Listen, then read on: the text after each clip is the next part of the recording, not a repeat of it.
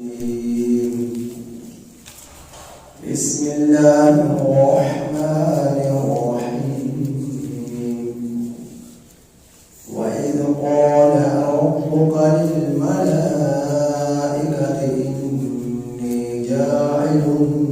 في الأرض خليفة قالوا أتجعل فيها من يفسد فيها ويسفك الدماء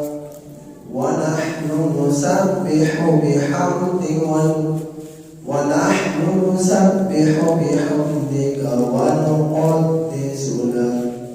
قال إني أعلم ما لا تعلمون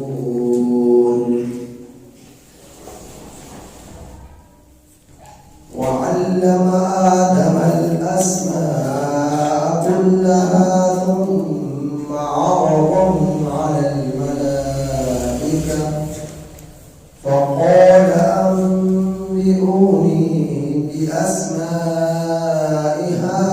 هؤلاء إن كنتم صادقين قالوا سبحانك لا علم لنا إلا ما علمتنا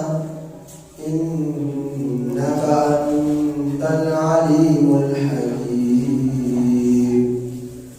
قال يا آدم أنبئهم بأسمائهم فلما أنبأهم بأسمائهم قال ألم أقل لكم إني أعلم غيب السماوات والأرض وأعلم ما تبدون وما كنتم تكتمون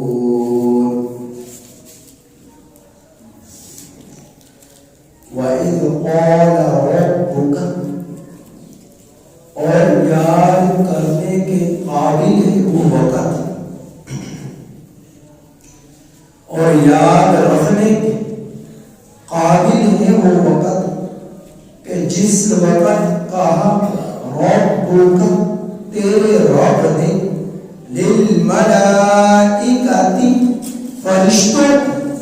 انی جاعل فی الارض خلیفہ بے شک میں بنانے والا ہوں زمین میں ایک نائب میں بنانے والا ہوں زمین میں ایک خلیفہ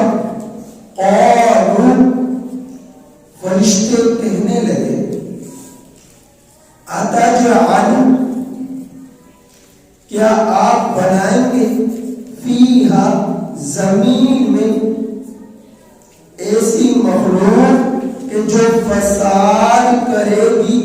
من یفسد جو فساد کرے گی فیہا زمین میں ویسفک الدماء اور خون بہائے ونحن نسبح بحمدک اور ہم آپ کی خوبیاں بیان کرتے ہیں اور ہم آپ کی حمد کی تسبیح کرتے ہیں اور ہم ونقدس لک آپ کی پاکی بیان کرتے ہیں قال اللہ تعالی نے فرمایا انی اعلم ما لا تعلمون بے شک میں جانتا ہوں بے شک میں خوب جانتا ہوں وہ کچھ جو تم نہیں جانتے وعلم اور سکھلا دیا آدم الاسماء آدم کو نام کلہ سب کے سب ثم عرضهم پھر ان کو پیش کیا علی الملائکہ فرشتوں پر فقال پھر اللہ تعالی نے فرمایا انبئونی مجھے بِأَسْمَاءِ هَؤُلَاءِ، ان کے نام. پھر اللہ تعالیٰ نے فرمایا کہ مجھے ان کے نام بتلاؤ. ان کنتم صادقین، اگر تم لوگ سچے ہو. قالوا، تو فرشتے کہنے لگے سبحانک، آپ پاک ہیں. لا علم لنا، ہمیں نہیں معلوم. الا ما علمتنا، مگر وہ کچھ جو آپ نے ہمیں سکھلایا. انک انت العلیم الحکیم، بے شک آپ خوب جاننے والے، حکمت والے. قال یا آدم، کہا آدم سے، آدم کو. پھر اللہ تعالی نے فرمایا یا آدم، اے آدم، انبئہم باسمائہم، ان کو ان کے نام بتلا دیجیے. فلما انبأہم باسمائہم، پھر جب ان کو ان کے نام آدم نے بتلا دی. قال، تو اللہ تعالیٰ نے فرمایا کہ الم اقل لکم، کیا میں بھی کہتا تھا تم کو، کیا میں نہیں کہتا تھا تم کو، انی اعلم، کہ میں خوب جانتا ہوں چھپی ہوئی چیزوں کو. غیب السماوات والارض، آسمانوں اور زمین. کیا میں نہیں کہتا تھا تم لوگوں کو کہ بے شک میں خوب جانتا ہوں غیب آسمان اور زمین کا. وَأَعْلَمُ، اور میں خوب جانتا ہوں مَا تُبْدُونَ، جو کچھ تم ظاہر کرتے ہو.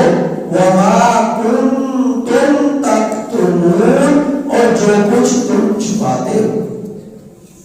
اور جو کچھ تم چھپاتے ہو.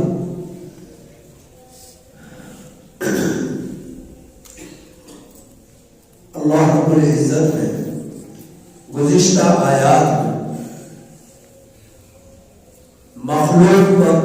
جو اللہ رب العزت کی طرف سے نعمتیں عطا ہوئی ان کا تذکرہ فرمایا. تو ان آیات کریمہ میں بھی اللہ رب العزت نے نعمت ہی کا تذکرہ فرمایا. تخلیق آدم، یہ اللہ تعالیٰ کی بہت بڑی نعمت کہ پوری کائنات میں، تمام مخلوقات میں اشرف المخلوقات اولاد آدم اور حضرت آدم علیہ السلام کو اللہ جل جلالہ نے بنایا. تو گزشتہ آیات کریمہ میں اللہ رب العزت کی نعمتیں بیان ہوئی، اور ان آیات کریمہ میں بھی اللہ جل جلالہ کی نعمتوں کا تذکرہ ہوا. تو اللہ رب العزت نے جس وقت حضرت آدم علیہ السلام کی پیدائش کا ارادہ کیا، انہیں اپنا نائب بنانے کا ارادہ کیا، اپنا خلیفہ بنانے کا ارادہ کیا کہ اولاد آدم، حضرت آدم علیہ السلام زمین میں جا کر جو ہے احکام شرعیہ کو نافذ کریں گے، اللہ تعالیٰ کے خواہش کے مطابق زندگی گزاریں گے، اور زمین کے اندر اللہ تعالیٰ کے احکامات شریعہ کو نافذ و جاری کریں گے، احکام شریعہ کا اجرا کریں گے. تو اس غرض سے اللہ رب العزت نے جب ارادہ کیا کہ حضرت آدم علیہ السلام کو پیدا کیا جائے، تو آپ اللہ رب العزت نے حضرت آدم علیہ السلام کی پیدائش پیدا کرنے کا تذکرہ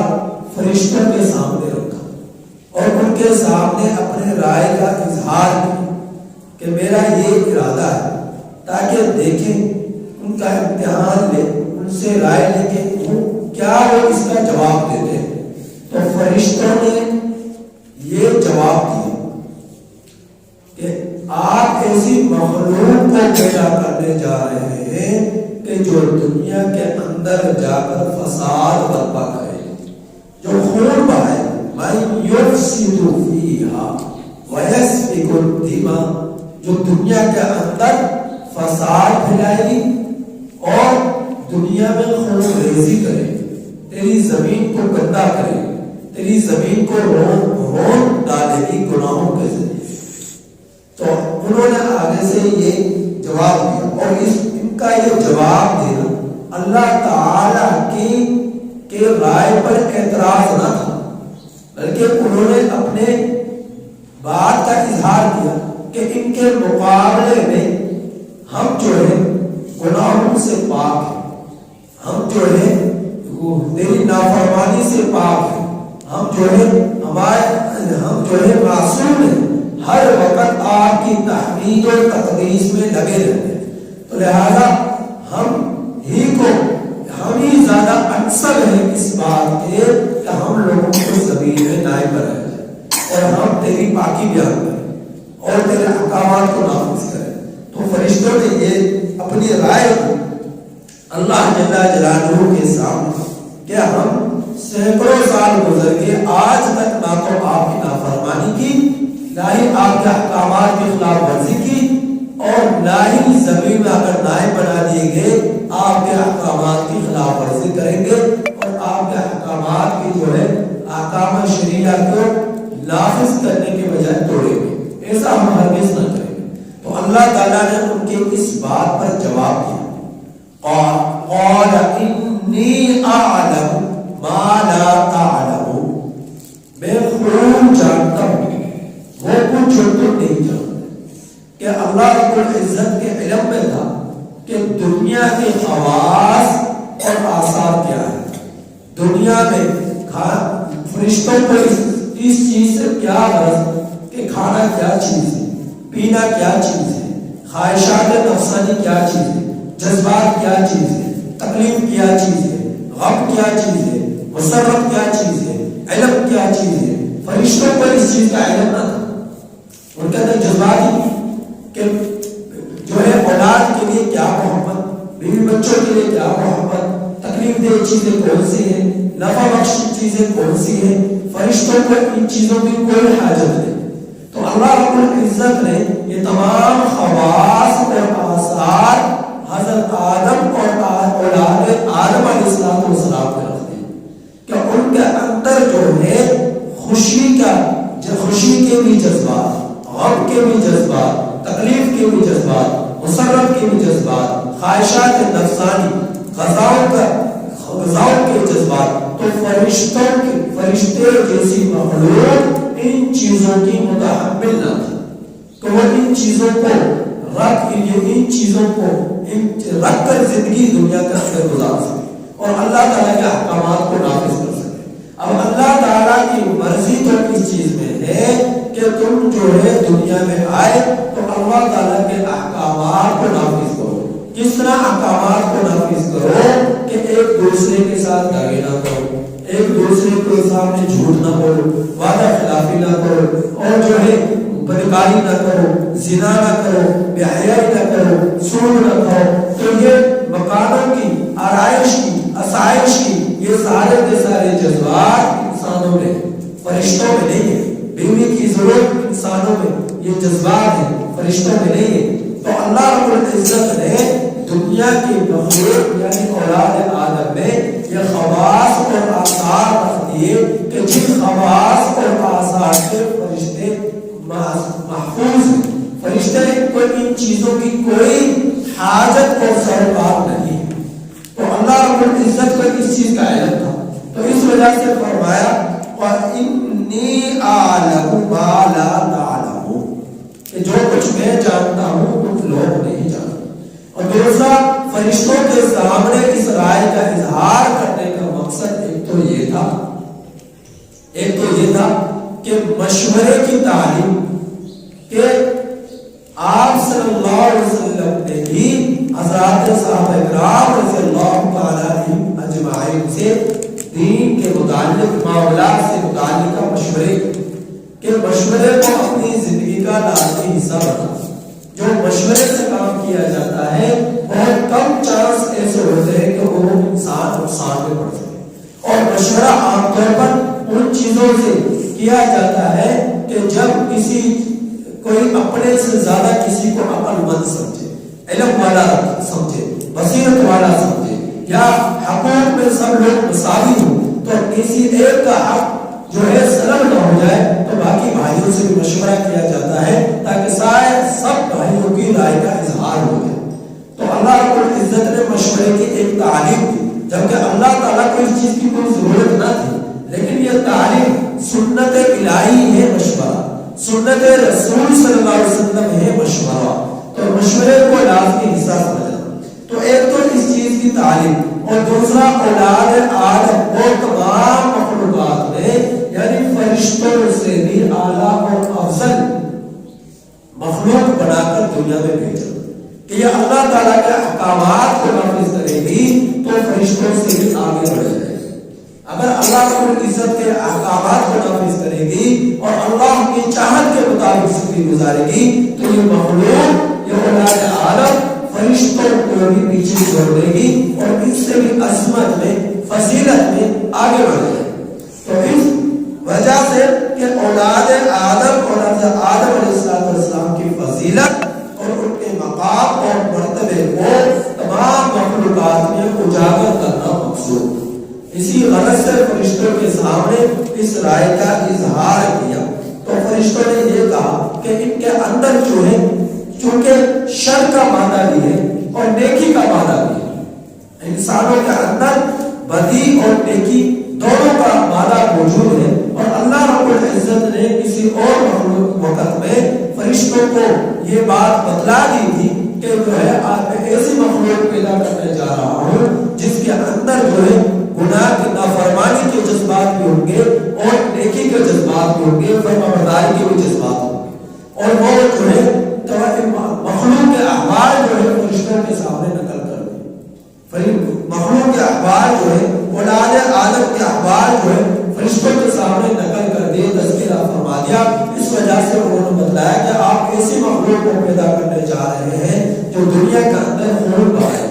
جو فساد پھیلائے. اور دوسرا فرشتے یہ سمجھا کرتے تھے کہ اللہ ہم سے بڑھ کر کوئی افضل مخلوق نہیں اور ہم سے بڑھ کر کوئی عالم نہیں ہے، یعنی زیادہ علم رکھنے والا نہیں. تو اللہ رب العزت نے فرشتوں کو بتلانے کی غرض سے بتلایا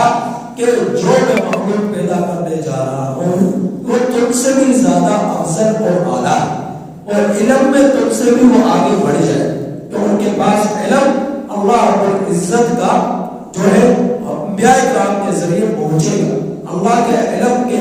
حاصل کر وہ جو ہے اللہ کی منشا کے مطابق زندگی گزارے. تو میں ایسی مخلوق پیدا کرنے جا رہا ہوں جو تم سے بھی اعلیٰ اور افضل ہے اور تم سے بھی زیادہ عالم ہے. تو اللہ رب العزت نے ان کے اس جو ان کے ذہنوں میں یہ بات تھی کہ ہم جو ہے تمام مخلوقات میں سب سے افضل اور اعلیٰ. تو اللہ تعالیٰ نے بتلا دیا کہ جو میں مخلوق پیدا کرنے جا رہا ہوں وہ تم سے بھی افضل اور اعلیٰ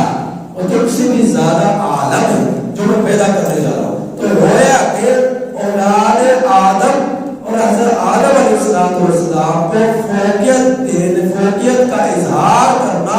مقصود تھا فرشتوں کے سامنے. اس غرض سے اللہ رب العزت نے فرشتوں کے سامنے اپنی رائے کا اظہار کیا کہ میں اپنا نائب جو ہے بنانے جا رہا ہوں، اپنا خلیفہ بنانے جا رہا ہوں کہ جو دنیا میں جا کر زمین پر جا کر جو ہے میرے احکامات کو نافذ کرے، میرے جو ہے احکامات شریعہ کا اجرا کرے، انہیں نافذ کرے گا. چنانچہ اللہ رب العزت نے سب سے پہلے زمین کو بنایا، پھر آسمان کو بنایا، پھر اللہ رب العزت نے جو ہے زمین اور آسمان، چاند سورج کی اشیاء کو پیدا کرنے کے بعد، ضروریات انسان کو پیدا کر لینے کے بعد اللہ رب العزت نے اولاد آدم کو پیدا کیا، حضرت آدم علیہ السلام کو پیدا کیا. اور انہیں پیدا کر لینے کے بعد اللہ رب العزت نے دنیا کی چیزوں کے اسماء اور اقواس اور آثار جو ہے ان کا علم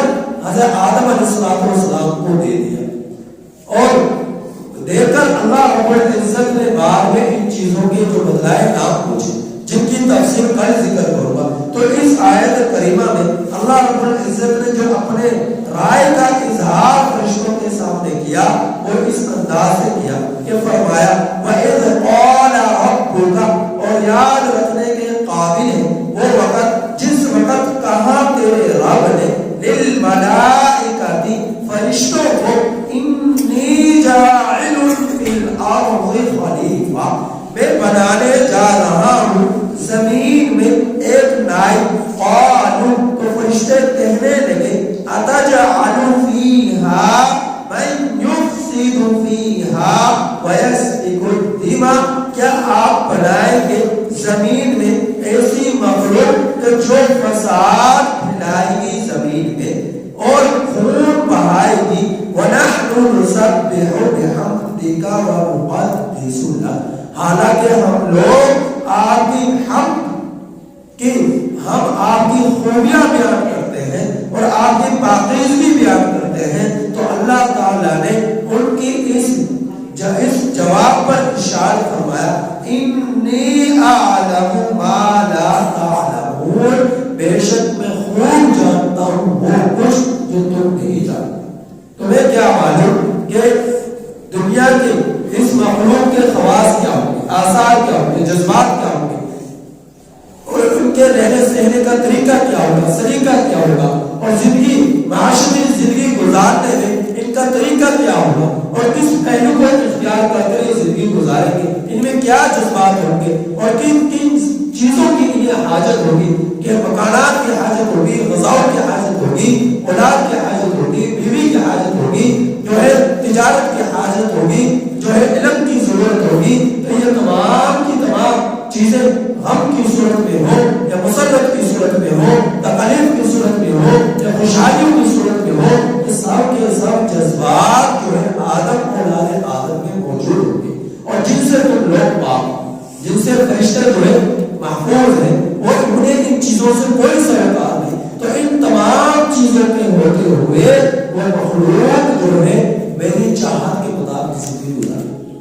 میری چاہت کے مطابق زندگی گزارے، مجاہدے کے ساتھ اپنے نفس پر قابو پا کر، کنٹرول کر کر، اپنی خواہشات کو دبا کر میری منشا کو مد نظر رکھ کر زندگی گزارے. تو میں ایسی مخلوق میں رہتا ہوں، مجھے ان کے بارے میں علم ہے اور تم ان چیزوں سے ناواقف ہو. پھر اس کے بعد اللہ تعالیٰ نے ان چیزوں کے نام بتائے، ان کے جو ہے میں کل ذکر کروں گا. اللہ تعالیٰ سے دعا ہے کہ اللہ تعالیٰ ہمیں ایک کو ان آیات کریمہ کی سی سمجھ عطا فرمائے، اور جو ہے دنیا میں آنے کے بعد اس زندگی کو اللہ تعالیٰ کی طرف سے ایک عظیم نعمت سمجھ کر اس کا شکر گزار بندہ بنائے. الحمدللہ رب العالمین والعاقبۃ للمتقین. اللهم صل علی محمد وعلی آل محمد كما صليت على ابراہیم